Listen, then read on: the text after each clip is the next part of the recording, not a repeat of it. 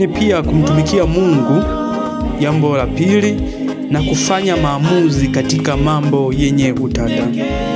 Watu wa Mungu, katika maisha yetu ya kila siku, kila mwanadamu anakutana na hali mbalimbali zinazohitaji kufanya maamuzi.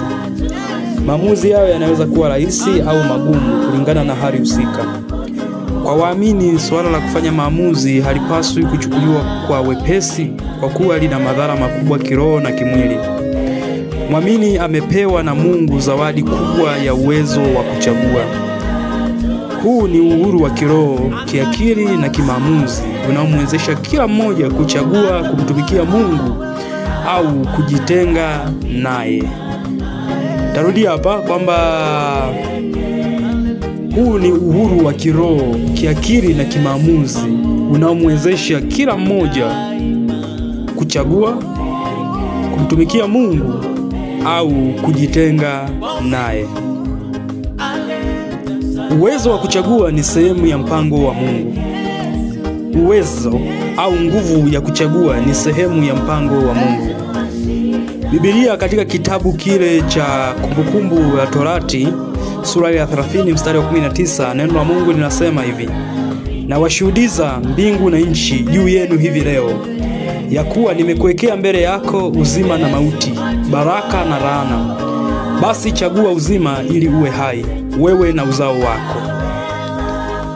Hii ni ishara kwamba Mungu hatulazimishi kufanya yaliyo mema, bali anatupatia chaguo la hiari. Mwamini haongozwi na nguvu za nje, bali uamuzi wa moyo unaongozwa na Roho wa Mungu. Katika dunia sasa, yako mambo mengi ambayo hayako wazi, kama mema au mabaya. Kuna maeneo ya utata ambapo jambo linaweza kuonekana la kawaida kwa wengine, lakini kwa Mkristo linaweza kuwa kinyume na mapenzi ya Mungu.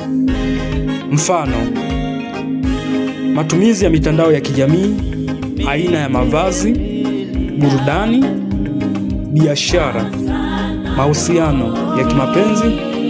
Katika haya yote, mwamini anapaswa kujua ana mamlaka ya kuchagua lipi la kufanya kulingana na uongozi wa Mungu.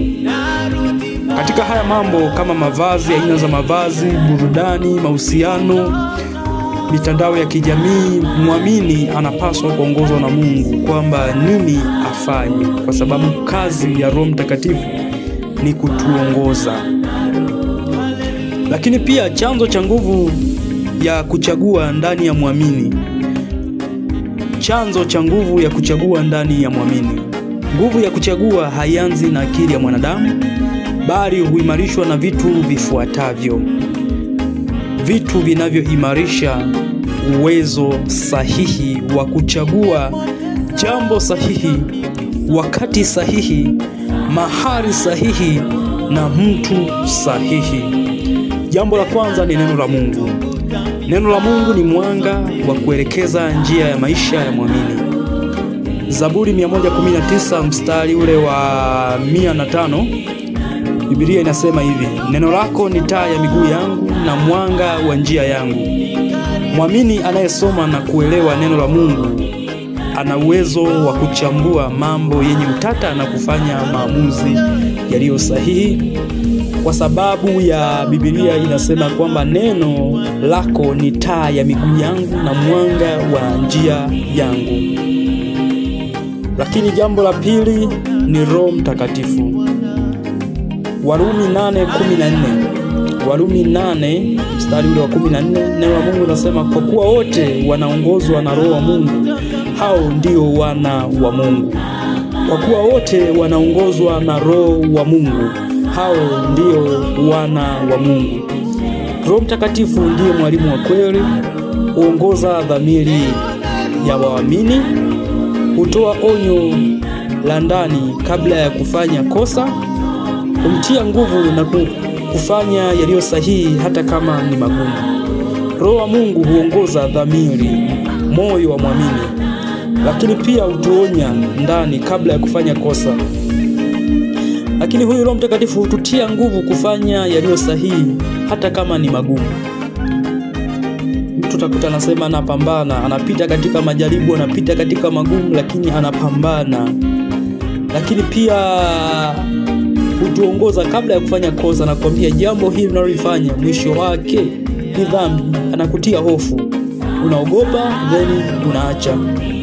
Lakini pia kama kiongozi anaongoza dhamiri ya muamini, anaongoza moyo wa muamini, dhamiri iliyo hai. Jambo la tatu, Mungu amempa kila mtu dhamiri, lakini kwa muamini dhamiri hiyo hufanywa hai na Roho wa Mungu.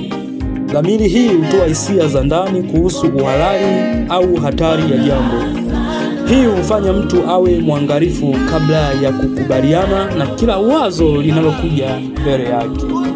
Kwa hiyo dhamiri iliyo ndani, yani moyo ulio ndani, roho iliyo ndani, Mungu amempa kila muamini, amempa kila mtu dhamiri. Lakini muamini, lakini Mkristo wa kweli, dhamiri hiyo hufanywa hai na Roho Mtakatifu. Dhamiri hii hutoa hisia za ndani kuhusu uhalali au hatari ya jambo. Hii humfanya mtu awe mwangalifu kabla ya kukubaliana na kila wazo linalokuja mbele yake. Mbinu za kufanya maamuzi sahihi katika mambo yenye utata. Watu wa Mungu, nafahamu tunakutana na vikwazo mbalimbali, tunakutana na changamoto mbalimbali, lakini ziko mbinu kadhaa hapa ambazo kwa msaada wa Mungu naamini leo tutakwenda kuzitambua na zitatuwezesha kufanya maamuzi sahihi katika mambo yenye utata. Katika mazingira yenye utata, muamini anapaswa kujiuliza maswali yafuatayo. Katika mazingira yenye utata, muamini anapaswa kujiuliza maswali yafuatayo. Je, jambo hili linamtukuza Mungu? Wakorintho wa kwanza 10:31. Je, jambo hili linamtukuza Mungu? Jiulize kabla ya kufanya hilo jambo, je, at the end hilo jambo linamtukuza Mungu? Kama halimtukuzi Mungu, acha. Lakini jambo la pili, linaweza kuwa kikwazo kwa imani ya mwingine. Je, linaweza kuwa kikwazo kwa imani ya mwingine? Warumi 14:21. Kwa mfano, swala la mavazi tumezungumzia aina za mavazi. Kuna mavazi mengine kwako ni sahihi, lakini kwa muumini mwingine, kwa mshirika mwingine, kwa jamii inayokuzunguka inaweza kusababisha kikwazo. Kwa hiyo unaweza kaamua kufanya maamuzi yaliyo sahihi kwa kutumia maswali haya, kujiuliza kwamba je, jambo hili linaweza kuwa kikwazo kwa imani ya mwingine? Lakini jambo la tatu, je, nina amani ndani kutoka kwa Roho Mtakatifu? Wakolosai 3:15. Je, nina amani ya ndani kutoka kwa Roho Mtakatifu? Utaona mambo mengine hata Roho Mtakatifu anakataa. Unakosa amani, ujue kwamba hilo jambo lazima ulifanyie maamuzi yaliyo sahihi.